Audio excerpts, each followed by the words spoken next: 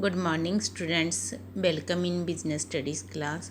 Students, आज हम लोग कंपनी ऑर्गेनाइजेशन के अंडर कंपनी डिस्कस करेंगे कि कंपनी होती क्या है।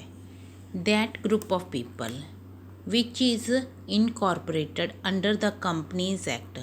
स्टूडेंट्स, यहाँ पर हमारा कंपनीज एक्ट कौन सा यूज़ किया जाता था? 1956।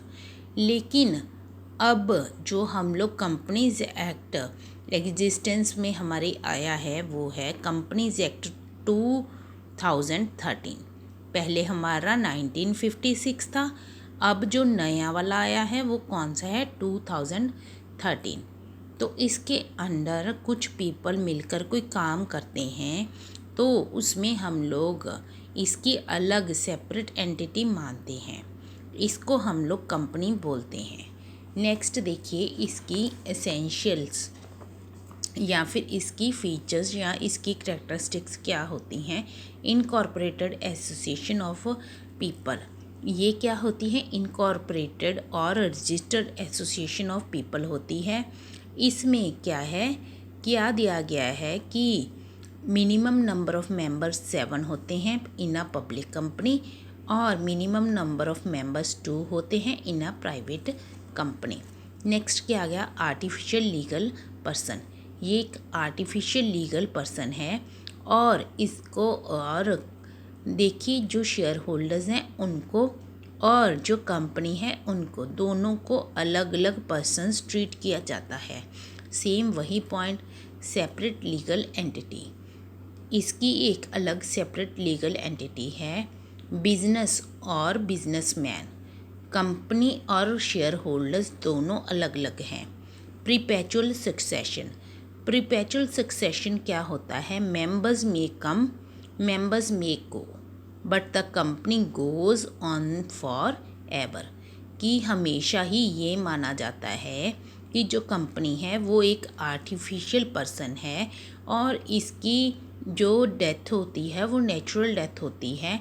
किसी पार्टनर के आने या जाने से उसके ऊपर कोई फ़र्क नहीं पड़ता।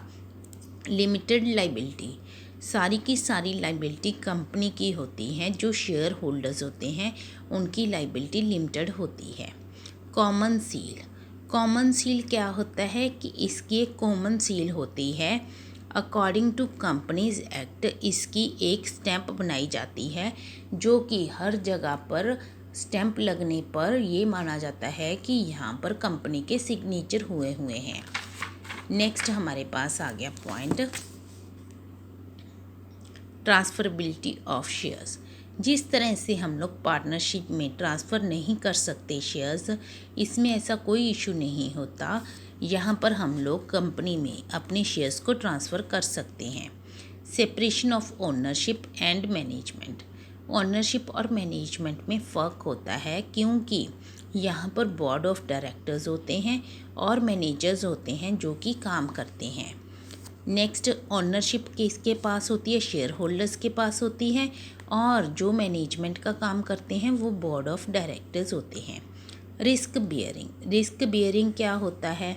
जैसे सोल ट्रेडर में सिंगल पर्सन के ऊपर ही सारा रिस्क होता था, बट इसमें ऐसा नहीं होता क्योंकि बहुत से लोग होते हैं तो बर्डन सबके ऊपर डिवाइड हो जाता है, तो बहुत कम रिस्क एक इंडिविजुअल पर्सन के ऊपर पड़ता है।